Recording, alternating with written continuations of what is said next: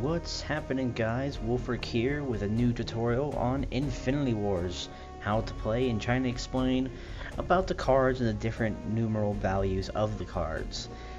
This is actually a new game and it's actually in beta, closed beta. I actually got into the beta due to a event they had where it was from the 11th to the 13th that if you typed in Twitch you would get in. It's actually a really fun game, and one of the coolest things about the game is that all the cards are actually animated. As you can see, we'll take this guy, he's shooting his gun. Another guy's got a jetpack. There's a lot of cool things about the cards, you know, they all look pretty cool.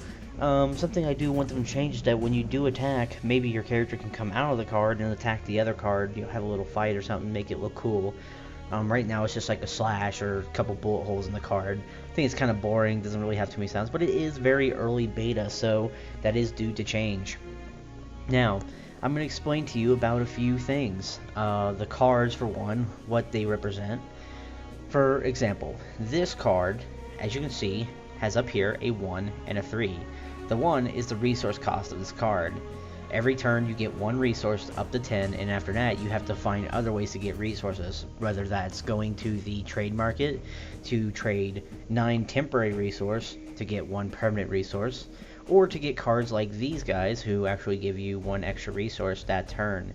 This doesn't make you have, you know, I think this actually makes it just a bit faster to get to that 10 resources.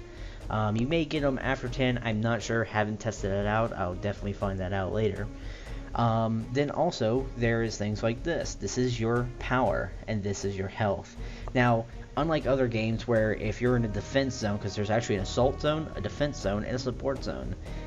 Unlike in a lot of other games, if you're in defense position or defense zone, let's say that you're in defense zone and you're protecting, you will still attack the opponent who is attacking you. Your damage will hit them. So let's say this guy and another one of these guys duke it out with each other. Okay, they both have 4 attack, 2 defense. If, let's say, the opponent attacks me, I will do 4 damage to his guy, and he will do 4 damage to my guy. We both have 2 health. We both die. So no matter what, you're going to get an attack off, which is really nice. Same in the assault zone versus their defense zone, etc. Now, there are 2 different ways to win this game. One is morale. When you lose a character, you lose morale, which, like this character, you would lose 3 if I lost this character. Some factions actually target people's morale other than their fortress, which are one of the factions that do that are these guys. Here's a Glorious Warrior. At the end of each turn, if a Glorious Warrior is in a combat zone, the opponent loses 4 morale. These guys are very defensive, and they like turtling and hurting your morale over time, which they're kind of a pain. As long as you don't let them build up, you can beat them.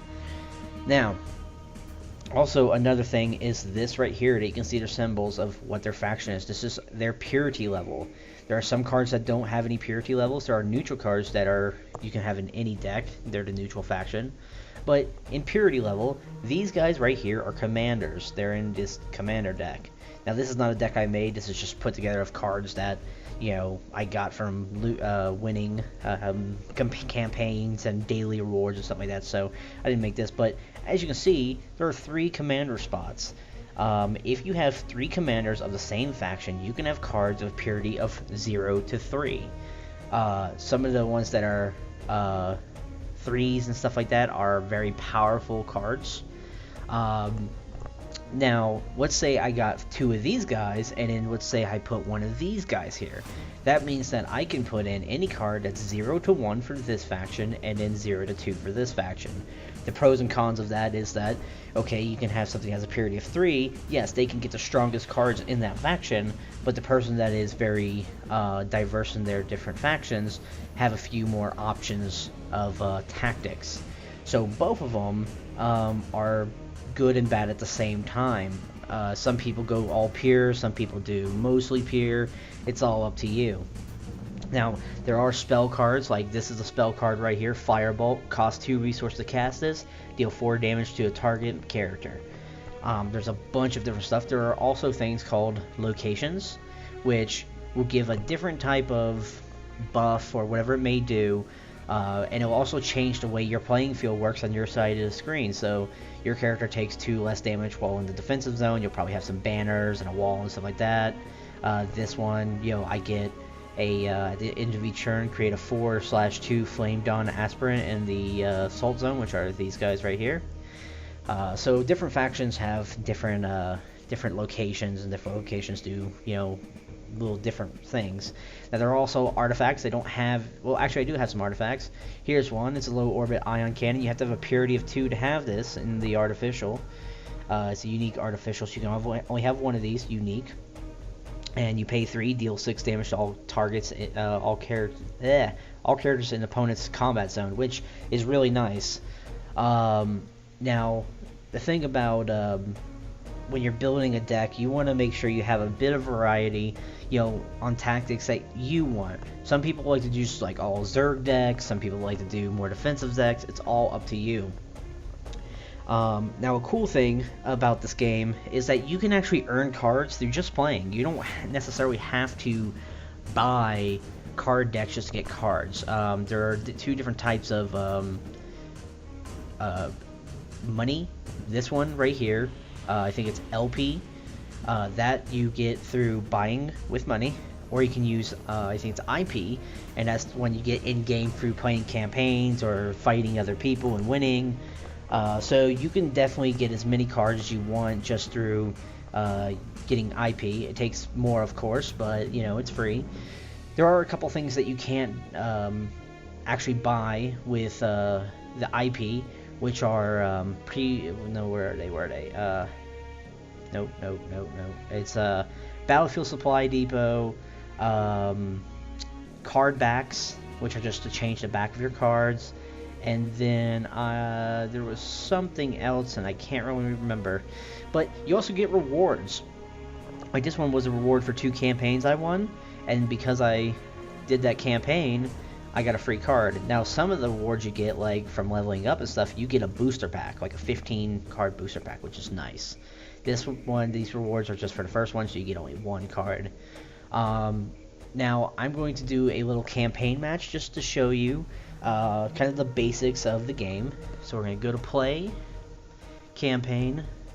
We'll do, actually, we'll do undead. I haven't done any of the undead yet, so we'll see. Okay. Yeah. Okay, so as you can see, we have our 3 commanders here. All of them are going to be undead, so this is a pure deck. 100 morale, 100 health, and you also have your trading post, which you can do certain things. Shuffle hand into deck, draw a new hand, -1, first game action only. So if you have a bunch of cards that you do not need, you can instead get 4 new cards and sacrifice 1. Later in the game, you can pay 3 resources, shuffle a card from your hand in the deck, and draw a new card. Pay 5 to draw a new card, and then pay 9 to increase your base resource. Alright, there's our deck, there's a graveyard. So we're going to start out. Let's check what we got. This guy, when an infected zombie kills another character, the character becomes back from the graveyard under your control. It becomes slow. We're going to put that guy. And then this guy, let's see what we got here. Whenever an undead character you control dies, zombie scavenger gets 2+2. These are cards great for building up. So right now we do have 1 resource left, but we have nothing to do, so we're going to end turn. Now while you are fighting the other person, while you're making your plans and setting your cards, he's making his plans and setting up his cards at the same time. So as far as, do I just get to wait each turn and figure out what a person's doing? No, you're both making your play at the same time. You can only see what's on the field. So we're going to end the turn. So he already placed down 1 of many while I was placing down my character. Infectious zombie, so that's an awesome one to have. Let's see, this guy. Let's see. Endless Horde. Endless Horde gets 1+1 for every other Endless Horde in your graveyard. So these are great to actually get killed off. So what we're going to do is we're going to put one of these guys out. And this one we're going to put in the Assault Zone. 1 of many. These guys you have to watch out for. As from their name, there is many of them, and they are actually a pain in the butt to deal with. So let's see, Endless Horde. We've got another Endless Horde, so we're gonna put this guy in the defense zone. We're gonna purposely get these guys actually killed to make some of these stronger. Put this guy out. Nice. Now he's gonna attack this guy. You'll see that he will damage him, even though he wasn't attacking. He still does damage to their health. Now he dies. He has 5 of 9 now. But since this guy's in the graveyard, it actually made the Endless Horde actually stronger. Instead of a 4/4, it's a 5/5 now. So we're gonna put another one of these guys down. Alright, we're gonna put another Endless Horde here. We're gonna put this guy here. Put another one here. We're good to go. Alright. Now, as you can see, let's see if we can show you after that. So, they both died. Now, the cool thing is, now you can see that this guy got stronger. Because whenever an undead character you control dies, it's 2/2. So he's actually getting stronger because my characters are dying. Alright, so we're going to put another Endless Horde, But no, let's see what we got. Here. What we got here. The top 5 cards of your deck are placed in your graveyard. Well, that could be more of the Endless Horde, so we're going to play that. And with these guys, we're going to leave them. We don't really need to do anything at the moment. Alright, so as you can see, these one of many are coming into play a lot. So what we're going to do, Endless Horde. All these Endless Horde just got into the graveyard. So as you can see, these guys got boosted up. Just killed his guy. Just got one of my guys killed in the graveyard, so they're stronger. And this guy got killed too. So now, as you can see, the Endless Horde are now 13/13s. They are actually getting stronger. And my guys right here are getting stronger because my guys are getting killed. So we're going to put this down. We're going to put this guy here. And we're going to start actually putting these guys here. This one is, now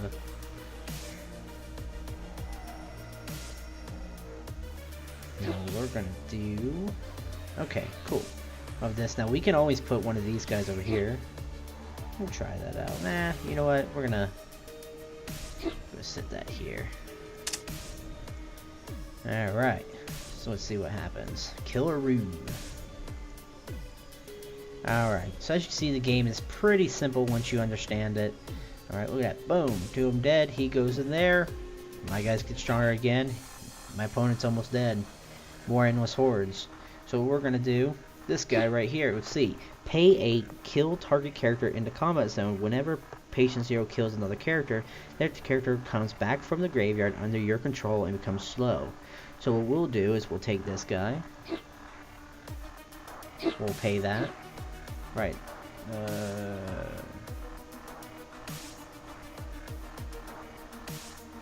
We'll do it because he's probably going to play it. So then we're going to play this.